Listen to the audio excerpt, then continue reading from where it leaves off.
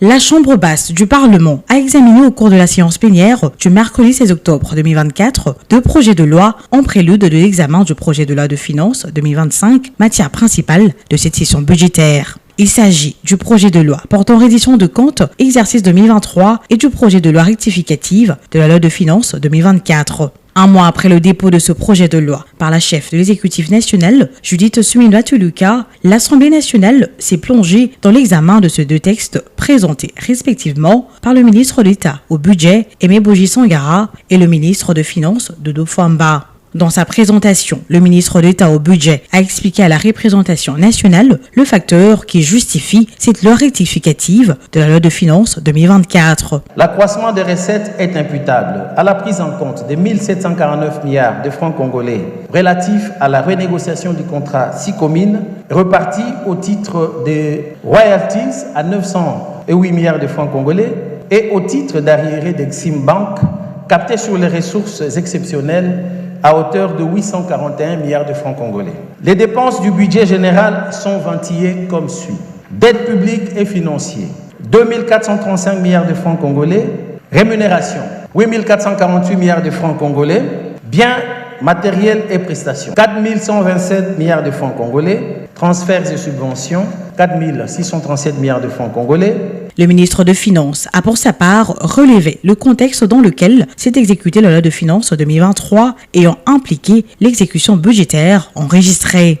En 2023, les recettes du budget général ont été réalisées à hauteur de 26 000 milliards, 474,43 milliards de francs congolais sur une prévision de 30 000 milliards, 299,63 milliards de francs congolais, soit un taux de réalisation de 87,38%. Elles comprennent les recettes internes et les recettes extérieures. En ce qui concerne les dépenses, constituées des dépenses du budget général, des budgets annexes et des comptes spéciaux, les dépenses du pouvoir central prévues à 32 000 milliards, 456,78 milliards de francs ont été exécutées à hauteur de 31 000 milliards, 316,23 milliards de francs, soit un taux d'exécution de 96,49%. Puis s'en est suivi plusieurs heures de débat au cours duquel les élus nationaux ont exprimé sans langue de bois leurs revendications, questionnements et préoccupations sur les deux projets de loi sous examen. Ce tracas ont gravité autour de dépassements budgétaires, les écarts constatés entre le budget alloué et ceux décaissés, la paupérisation de la population et tant d'autres remarques. Après plus de 9 heures de débat général qui s'est étalé sur 2 jours, soit du mercredi 16 au jeudi 17 octobre, et 150 interventions où opposition et majorité s'accordaient et se désaccordaient, c'est donc de manière brève et concise que les deux ministres ont éclairé la lanterne publique tout en reconnaissant la dextérité légendaire qui caractérise le président de l'Assemblée nationale dans sa manière de réguler le débat. Satisfaits de ces réponses, les députés nationaux ont voté à l'unanimité pour la recevabilité de 10 projets de loi. Au vu des résultats de vote, l'Assemblée plénière déclare recevable le projet de loi de finances rectificative de l'exercice 2024. Rappelant à la plénière le nombreux problèmes auxquels le pays fait face au quotidien, ainsi que le rôle que la Chambre basse du Parlement devra jouer afin de trouver des solutions adéquates à ces problèmes pour l'intérêt de la population, le professeur Vital Kamerhe a annoncé que ces deux projets de loi seront déversés à la commission ECOFIN pour approfondir l'analyse et récolter d'autres suggestions des élus nationaux. Nous sommes des élus du peuple. Personne n'ignore la situation de notre pays. Au moment où je vous parle, il y a des commissions gouvernementales qui ne sont pas aussi payées. Il y a des enseignants quelque part qui ne sont pas payés. Il y a des médecins qui ne sont pas payés, pas par mauvaise foi, mais il y a le principe de l'unicité du compte de l'État.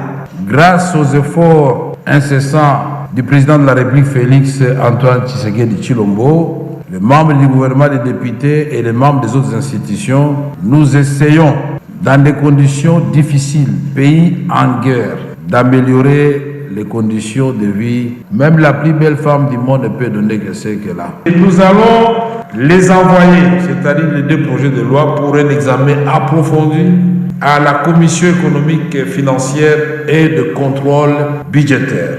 Nous accordons à cette commission un délai de 10 jours en vue de réaliser le travail lui confié et d'en déposer le rapport au bureau de l'Assemblée nationale.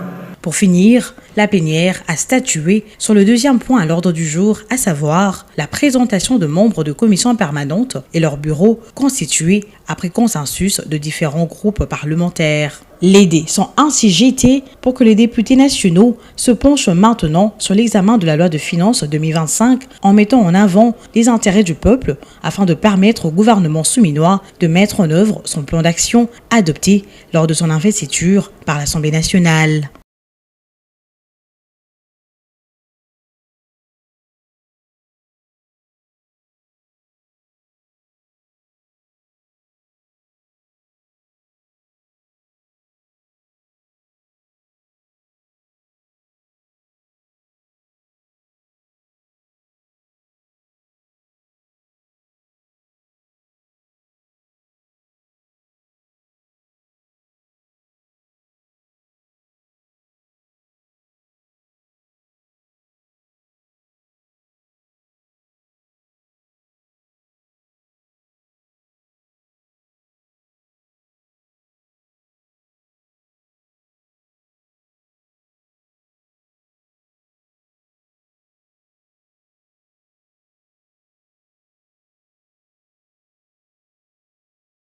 L'accroissement des recettes est imputable à la prise en compte des 1749 milliards de francs congolais relatifs à la renégociation du contrat 6 communes repartis au titre des royalties à 908 milliards de francs congolais et au titre d'arriérés d'Exim Bank captés sur les ressources exceptionnelles à hauteur de 841 milliards de francs congolais. Les dépenses du budget général sont ventillées comme suit.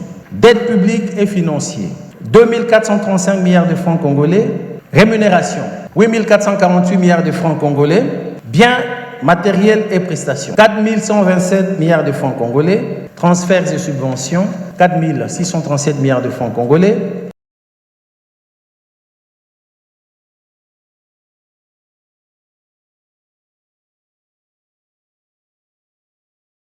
En 2023, les recettes du budget général ont été réalisées à hauteur de 26 000 milliards, 474,43 milliards de francs congolais, sur une prévision de 30 000 milliards, 299,63 milliards de francs congolais, soit un taux de réalisation de 87,38%. Elles comprennent les recettes internes et les recettes extérieures. En ce qui concerne les dépenses, constituées des dépenses du budget général, des budgets annexes et des comptes spéciaux, les dépenses du pouvoir central prévues à 32 000 milliards, 456,78 milliards de francs ont été exécutées à hauteur de 31 000 milliards, 316,23 milliards de francs, soit un taux d'exécution de 96,49%.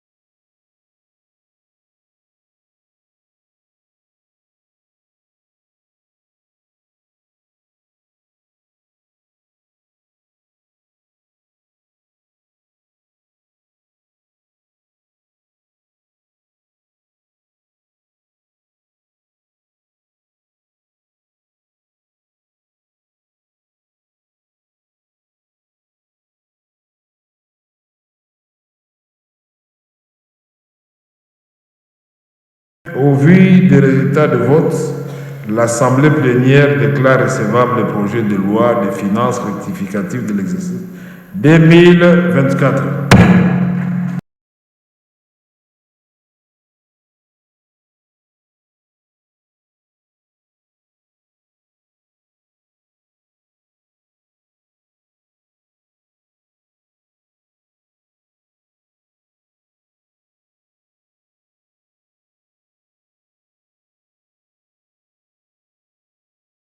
Nous sommes des élus du peuple. Personne n'ignore la situation de notre pays.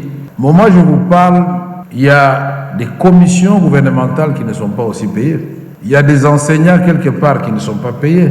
Il y a des médecins qui ne sont pas payés, pas par mauvaise foi, mais il y a le principe de l'unicité du compte de l'État. Grâce aux efforts incessants du président de la République, Félix Antoine Tshisekedi Tshilombo, les membres du gouvernement, les députés et les membres des autres institutions, nous essayons, dans des conditions difficiles, pays en guerre, d'améliorer les conditions de vie. Même la plus belle femme du monde ne peut donner que ce qu'elle a. Et nous allons les envoyer, c'est-à-dire les deux projets de loi, pour un examen approfondi à la Commission économique et financière et de contrôle budgétaire. Nous accordons à cette commission un délai de 10 jours en vue de réaliser le travail lui confié et d'en déposer le rapport au bureau de l'Assemblée nationale.